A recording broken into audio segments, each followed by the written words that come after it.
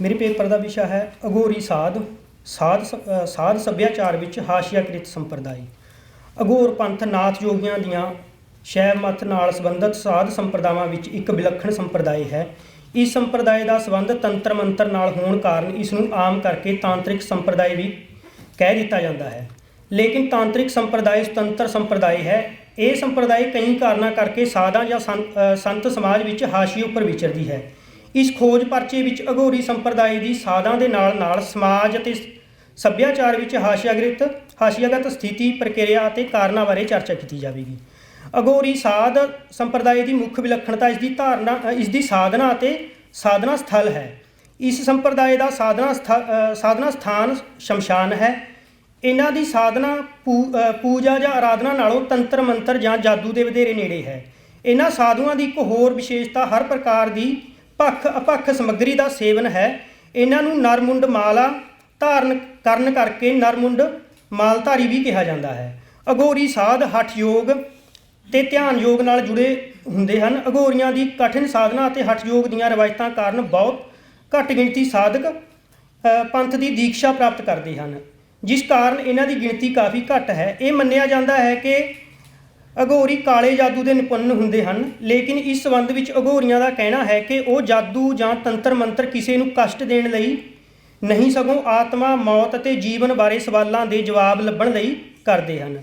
ਅਘੋਰੀ ਤੰਤਰ ਵਿਦਿਆ ਦੇ ਵਿਸ਼ੇਸ਼ੱਗ ਹੋਣ ਦੇ ਬਾਵਜੂਦ ਆਪਣੇ ਆਪ ਨੂੰ ਤਾਂਤਰਿਕ ਨਹੀਂ, ਸਗੋਂ ਅਘੋਰੀ ਕਹਾਉਣਾ ਜ਼ਿਆਦਾ ਪਸੰਦ ਕਰਦੇ ਹਨ। ਇਸ ਦੇ ਉਲਟ ਅਘੋਰੀਆਂ ਕੋਲੋਂ ਤੰਤਰ ਸਾਧਨਾ ਸਿੱਖਣ ਵਾਲੇ ਵਿਅਕਤੀ ਅਘੋਰੀ ਨਹੀਂ, ਸਗੋਂ ਤਾਂਤਰਿਕ ਕਹਾਉਂਦੇ ਹਨ। ਇਹਨਾਂ ਕੋਲ ਤੰਤਰ ਸਾਧਨਾ ਕਰਨਾ ਮੁਕਾਬਲਤਨ ਆਸਾਨ ਹੈ, ਕਿਉਂਕਿ ਅਘੋਰ ਪੰਥ ਵਿੱਚ ਸ਼ਾਮਿਲ ਹੋਣ ਲਈ ਬਹੁਤ ਹੀ ਕਠੋਰ ਇਮਤਿਹਾਨਾਂ ਨੂੰ ਪਾਸ ਕਰਨਾ ਪੈਂਦਾ ਹੈ, ਜਿਸ ਵਿੱਚੋਂ ਸਫਲ ਹੋਣ ਵਾਲੇ ਸਵੈ ਇੱਛਤ ਵਿਅਕਤੀ ਨੂੰ ਹੀ ਅਘੋਰ ਪੰਥ ਵਿੱਚ ਸ਼ਾਮਿਲ ਕੀਤਾ ਜਾਂਦਾ ਹੈ। ਅਘੋਰ ਪੰਥ ਵਿੱਚ ਦੀਕਸ਼ਿਤ ਹੋਣ ਲਈ ਸਾਰੀਆਂ ਸੁੱਖ ਸੁਵਿਧਾਵਾਂ ਦਾ ਤਿਆਗ ਕਰਨ ਦੇ ਨਾਲ ਨਾਲ ਸਾਧਕ ਨੂੰ 6 ਤੋਂ 8 ਮਹੀਨੇ ਸ਼ਮਸ਼ਾਨ ਘਾਟ ਵਿੱਚ ਅਗਿਆਤਵਾਸ ਰਹਿਣਾ ਪੈਂਦਾ ਹੈ। ਇਸ ਸਮੇਂ ਸਾਧਕ ਸ਼ਮਸ਼ਾਨ ਘਾਟ ਤੋਂ ਬਾਹਰ ਨਹੀਂ ਜਾ ਸਕਦਾ ਅਤੇ ਬਾਹਰਲੇ ਕਿਸੇ ਵਿਅਕਤੀ ਨਾਲ ਕੋਈ ਰਾਬਤਾ ਨਹੀਂ ਰੱਖ ਸਕਦਾ। ਇਸ ਸਮੇਂ ਦੌਰਾਨ ਸਾਧਕ ਨੂੰ ਸ਼ਮਸ਼ਾਨ ਤੋਂ ਪ੍ਰਾਪਤ ਵਸਤਾਂ ਜਿਵੇਂ ਆਪਣਾ ਮਲ ਮੂਤਰ ਜਾਂ ਪ੍ਰਾਪਤ ਮੁਰਦਾਰ ਖਾ ਕੇ ਗੁਜ਼ਾਰਾ ਕਰਨਾ ਪੈਂਦਾ ਹੈ। ਇਹ ਕਠੋਰ ਪ੍ਰੀਖਿਆ ਅਘੋਰੀ ਦੇ ਮਨ ਅੰਦਰ ਪਏ ਡਰ, ਭੈ, ਚੰਗੇ ਮਾੜੇ, ਵਧੀਆ ਘਟੀਆ, ਦਵੈਤ, ਘ੍ਰਿਣਾ ਆਦਿ ਭਾਵਨਾਵਾਂ ਉੱਪਰ ਕਾਬੂ ਪਾ ਸਕਣ ਜਾਂ ਨਾ ਪਾ ਸਕਣ ਦੀ ਪ੍ਰੀਖਿਆ ਹੁੰਦੀ ਹੈ। ਸਾਧ ਸੱਭਿਆਚਾਰ ਅਤੇ ਸਾਧ ਸਮਾਜ ਵਿੱਚ ਅਘੋਰੀ ਸਾਧਾਂ ਦੀ ਜੀਵਨ ਸ਼ੈਲੀ ਭਿਆਨਕ ਦਿੱਖ, ਪੂਜਾ ਵਿਧੀ, ਆਤਮ ਜਨਮ, ਮੌਤ ਤੇ ਮੋਕਸ਼ ਆਦਿ ਪ੍ਰਤੀ ਵਿਲੱਖਣ ਸਮਝ ਅਤੇ ਪਹੁੰਚ ਆਦਿ ਕਾਰਨਾਂ ਕਰਕੇ ਅੱਜ ਇਹਨਾਂ ਦੀ ਸਥਿਤੀ ਹਾਸ਼ੀਆਗਤ ਹੈ। ਅਘੋਰ ਪੰਥ ਦੀ ਉਤਪਤੀ ਬਾਰੇ ਦੋ ਤਰ੍ਹਾਂ ਦੀਆਂ ਪਹੁੰਚਾਂ ਜਾਂ ਆਧਾਰ ਨੇ ਜਿਹੜੇ ਉਹ ਪ੍ਰਾਪਤ ਹੁੰਦੇ ਨੇ। ਪਹਿਲਾ ਮਿਥਕ ਆਧਾਰ ਹੈ।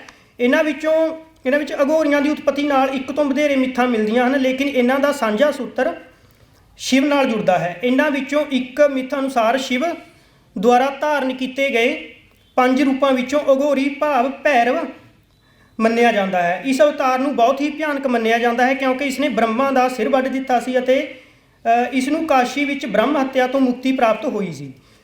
ਇਸੇ ਮਾਨਤਾ ਕਾਰਨ ਕਾਸ਼ੀ ਦਾ ਸ਼ਮਸ਼ਾਨ ਘਾਟ, ਜਿਸ ਨੂੰ ਮਣੀਕਰਨਿਕਾ ਘਾਟ ਕਿਹਾ ਜਾਂਦਾ ਹੈ, ਜੋ ਅਘੋਰੀਆਂ ਦੇ ਮਹੱਤਵਪੂਰਨ ਸਥਾਨਾਂ ਵਿੱਚੋਂ ਇੱਕ ਹੈ। ਦੂਜੀ ਮਿੱਥ ਇਹ ਹੈ ਕਿ ਪ੍ਰਚਲਿਤ ਹੈ ਕਿ ਸ਼ਿਵ ਦਾ ਮਹਾਕਾਲ ਜਾਂ ਰੁਦਰ ਰੂਪ ਅਘੋਰੀ ਹੈ।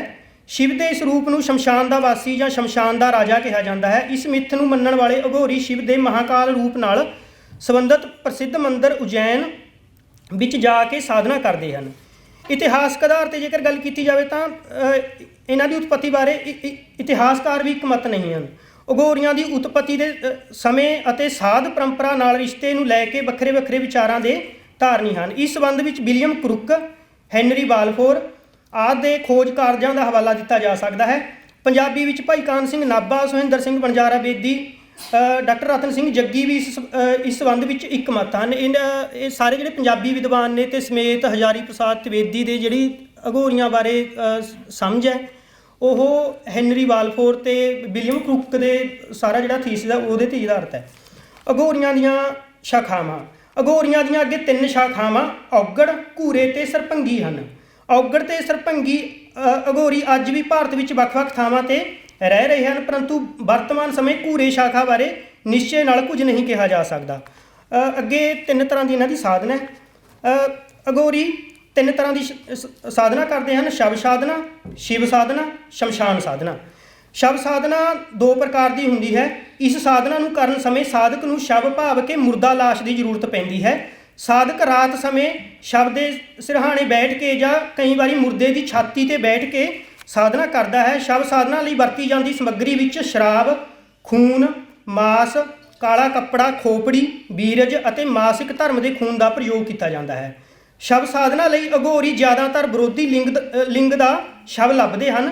ਇਸੇ ਲਈ ਅਘੋਰੀ ਕਿਸੇ ਮੁਰਦਾ ਇਸਤਰੀ ਦੀ ਲਾਸ਼ ਨੂੰ ਪ੍ਰਾਪਤ ਕਰਕੇ ਉਸ ਨੂੰ ਆਪਣੀ ਅਰਧਾਂਗਨੀ ਦਾ ਰੁਤਬਾ ਦਿੰਦੇ ਹਨ। ਅਜਿਹਾ ਕਰਨ ਲਈ ਉਹ ਸਭ ਤੋਂ ਪਹਿਲਾਂ ਮੁਰਦਾ ਲਾਸ਼ ਨੂੰ ਇਸ਼ਨਾਨ ਕਰਵਾਉਂਦੇ ਹਨ, ਫਿਰ ਵਾਲਾਂ ਵਿੱਚ ਸੰਧੂਰ ਭਰਦੇ ਹਨ ਅਤੇ ਇਸ ਤੋਂ ਬਾਅਦ ਉਸ ਨਾਲ ਸੰਭੋਗ ਕਰਦੇ ਹਨ।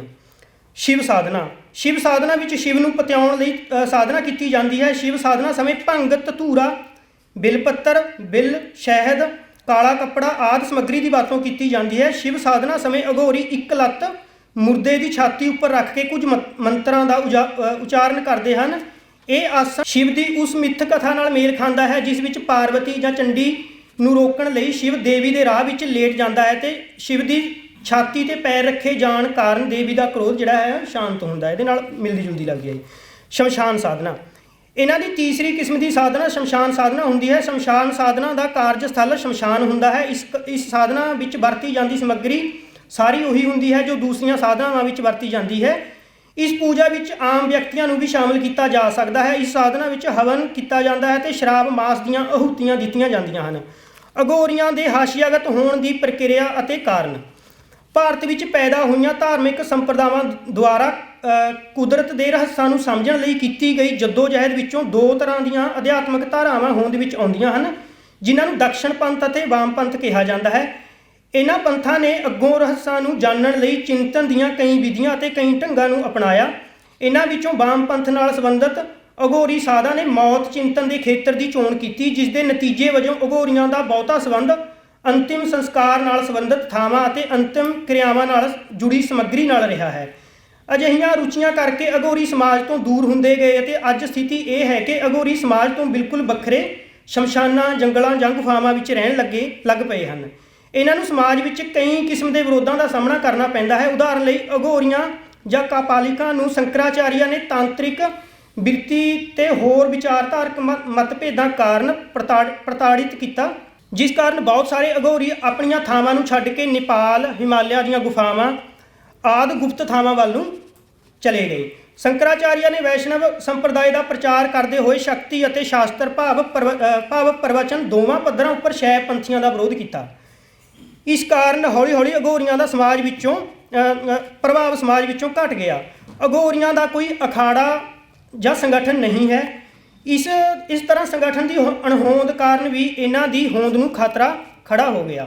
ਅਘੋਰੀ ਸਾਧਨਾ ਤੰਤਰ ਮੰਤਰ ਰਾਤ ਸਮੇਂ ਕੀਤੇ ਜਾਣ ਦੀ ਰਵਾਇਤ ਹੈ, ਕਿਉਂਕਿ ਕਾਲੇ ਜਾਦੂ ਤੇ ਤੰਤਰ ਕਿਰਿਆਵਾਂ ਨੂੰ ਕਰਨ ਲਈ ਢੁਕਵਾਂ ਸਮਾਂ ਰਾਤ ਦਾ ਮੰਨਿਆ ਜਾਂਦਾ ਹੈ। ਇਸ ਤੋਂ ਬਿਨਾਂ ਦੂਜੀਆਂ ਸਾਧੂ ਸੰਪਰਦਾਵਾਂ ਵਿੱਚ ਅਘੋਰ ਸਾਧਨਾ ਜਾਂ ਜਾਦੂ ਸਮੇਂ ਵਰਤੀ ਜਾਣ ਵਾਲੀ ਸਮੱਗਰੀ ਜਿਵੇਂ ਕਿ ਸ਼ਵ ਭਾਵ ਮੁਰਦਾਰ, ਖੂਨ, ਸ਼ਰਾਬ, ਬੀਰਜ, ਮਾਹਵਾਰੀ ਦਾ ਖੂਨ, ਮਾਸ, ਮੁਰਦੇ ਦੀਆਂ ਹੱਡੀਆਂ ਆਦਿ ਬਹੁਤ ਹੀ ਘ੍ਰਿਣਿਤ ਅਤੇ ਅਪਵਿੱਤਰ ਮੰਨੀ ਜਾਂਦੀ ਹੈ। ਇਸੇ ਤਰ੍ਹਾਂ ਦੂਸਰੀਆਂ ਸਾਧੂ ਸੰਪਰਦਾਵਾਂ ਵਿੱਚ ਆਮ ਕਰਕੇ ਮਾਸ ਤੇ ਸ਼ਰਾਬ ਦੀ ਮਨਾਹੀ ਹੈ, ਲੇਕਿਨ ਅਘੋਰੀ ਮਾਸ ਤੇ ਸ਼ਰਾਬ ਦੇ ਨਾਲ ਨਾਲ ਮਲ ਮੂਤਰ, ਗਲਿਆ ਸੜਿਆ ਮਾਸ ਆਦਿ ਸਭ ਕੁਝ ਖਾ ਲੈਂਦੇ ਹਨ। ਅਘੋਰੀਆਂ ਦੀ ਅਜਿਹੀ ਖਾਣ ਰੁਚੀ ਕਾਰਨ ਲੋਕ ਅਤੇ ਸਾਧੂ ਸੰਪਰਦਾਵਾਂ ਇਹਨਾਂ ਨਾਲ ਮਿਲਵਰਤਨ ਨਹੀਂ ਰੱਖਦੀਆਂ। ਇਸ ਤੋਂ ਇਲਾਵਾ ਸਾਧੂ ਸਮਾਜ ਵਿੱਚ ਕਾਲਾ ਰੰਗ ਪਾਉਣ ਦੀ ਮਨਾਹੀ ਹੈ, ਲੇਕਿਨ ਅਘੋਰੀ ਕਾਲਾ ਰੰਗ ਪਹਿਨਦੇ ਹਨ। ਇਸ ਕਾਰਨ ਵੀ ਅਘੋਰੀਆਂ ਨੂੰ ਵਿਤਕਰੇ ਦਾ ਸ਼ਿਕਾਰ ਹੋਣਾ ਪੈਂਦਾ ਹੈ। ਭਾਰਤੀ ਸਾਧ ਪਰੰਪਰਾ ਵਿੱਚ ਸ਼ੁੱਧ, ਉੱਤਮ, ਪਵਿੱਤਰ, ਸੁੱਚਾ ਅਤੇ ਸਾਫ਼ ਆਦਿ ਨੂੰ ਵਿਸ਼ੇਸ਼ ਮਹੱਤਵ ਪ੍ਰਾਪਤ ਹੈ, ਪਰੰਤੂ ਅਘੋਰੀ ਅਜਿਹੀ ਕਿਸੇ ਦਰਜੇਬੰਦੀ ਦੀ ਪਾਲਣਾ ਨਹੀਂ ਕਰਦੇ। ਅਘੋਰੀਆਂ ਦਾ ਕਹਿਣਾ ਹੈ ਕਿ ਕੁਦਰਤ ਵਿੱਚ ਵਿਤਕਰਾ ਨਹੀਂ ਹੈ, ਇਸ ਲਈ ਉਹ ਕਿਸੇ ਚੀਜ਼ ਨਾਲ ਕੋਈ ਵਿਤਕਰਾ ਨਹੀਂ ਕਰਦੇ। ਕੁਝ ਸਾਧੂ ਸੰਪਰਦਾਵਾਂ ਅਤੇ ਅਖਾੜਿਆਂ ਨੇ ਐਲਾਨ ਕੀਤਾ ਹੋਇਆ ਹੈ ਕਿ ਉਹ ਕਿਸੇ ਸ਼ੂਦਰ ਨੂੰ ਸ਼ਿਸ਼ ਨਹੀਂ ਬਣਾਉਣਗੇ, ਪਰੰਤੂ ਅਘੋਰ ਪੰਥ ਜਾਤ-ਪਾਤ ਵਿੱਚ ਯਕੀਨ ਨਹੀਂ ਰੱਖਦਾ। ਇਸੇ ਕਾਰਨ ਦਲਿਤ ਜਾਤੀਆਂ ਦੇ ਲੋਕ ਅਘੋਰ ਪੰਥ ਵਿੱਚ ਵਿਸ਼ੇਸ਼ ਤੌਰ 'ਤੇ ਸ਼ਾਮਲ ਹੁੰਦੇ ਹਨ। ਅਘੋਰੀਆਂ ਵਿੱਚ ਦਲਿਤ ਦੀ ਸ਼ਮੂਲੀਅਤ ਕਾਰਨ ਮੁੱਖ ਧਾਰਾ ਨੇ ਇਹਨਾਂ ਨਾਲ ਉਹੀ ਸਲੂਕ ਕੀਤਾ ਜੋ ਦਲਿਤ ਵਰਗ ਨਾਲ ਹੋਇਆ। ਸੱਤਾ ਦਾ ਕੇਂਦਰੀਕਰਨ ਤੇ ਧਰਮ ਵਿੱਚ ਦਖਲਅੰਦਾਜ਼ੀ ਵਧਣ ਨਾਲ ਅਘੋਰ ਸੰਪਰਦਾਇ ਆਪਣੀ ਸਪੇਸ ਗਵਾ ਬੈਠਦੀ ਹੈ। ਲੋਕਾਂ ਦੇ ਮਨ ਅੰਦਰ ਅਘੋਰੀਆਂ ਦੀ ਦਹਿਸ਼ਤ, ਭੈ ਅਤੇ ਘ੍ਰਿਣਾ ਦੇ ਅੰਸ਼ ਪਏ ਹਨ।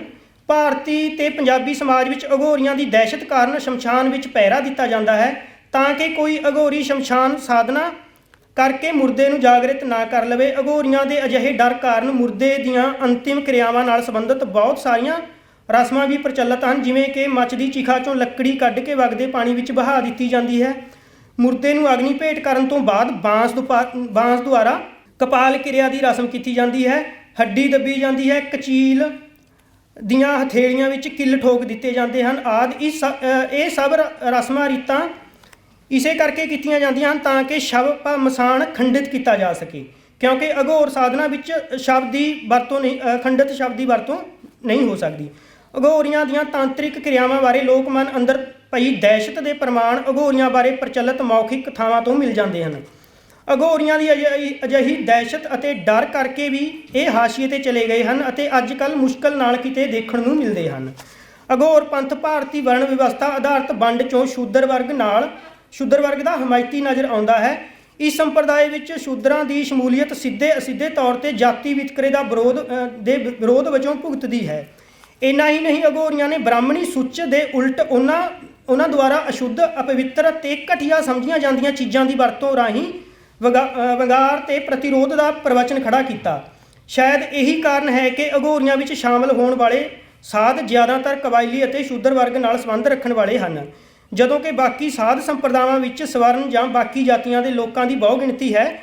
ਇਹ ਸੰਭਵ ਹੈ ਕਿ ਵਿਤਕਰੇ ਦਾ ਵਿਰੋਧ ਕਰਦੇ ਹੋਏ ਇਹ ਸੰਪਰਦਾਇ ਖੁਦ ਵਿਤਕਰੇ ਦਾ ਸ਼ਿਕਾਰ ਹੋ ਗਈ। ਅੰਤ ਵਿੱਚ ਕਿਹਾ ਜਾ ਸਕਦਾ ਹੈ ਕਿ ਅਘੋਰ ਪੰਥ ਆਪਣੀਆਂ ਤਮਾਮ ਸੀਮਾਵਾਂ ਸਮੇਤ ਭਾਰਤੀ ਦਾਰਸ਼ਨਿਕ ਤੇ ਅਧਿਆਤਮਿਕ ਪਰੰਪਰਾ ਵਿੱਚ ਵਿਲੱਖਣ ਵਿਸ਼ੇਸ਼ਤਾ ਦਾ ਧਾਰਨੀ ਹੈ, ਜੋ ਤਮਾਮ ਕਿਸਮ ਦੀਆਂ ਧਾਰਮਿਕ ਤੇ ਅਧਿਆਤਮਿਕ ਸੰਪਰਦਾਵਾਂ ਦੇ ਬਿਲਕੁਲ ਉਲਟ ਖੜੀ ਨਜ਼ਰ ਆਉਂਦੀ ਹੈ।